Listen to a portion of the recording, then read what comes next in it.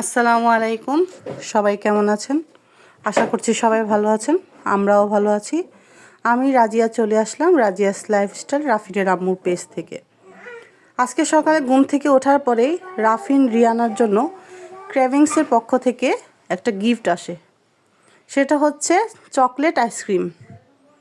এই শীতে বাচ্চারা আইসক্রিম খাওয়ার জন্য রোজ বায়না করে, কিন্তু ওদের এই শীতে ঠান্ডার কারণে আইসক্রিম দেওয়া হয় না।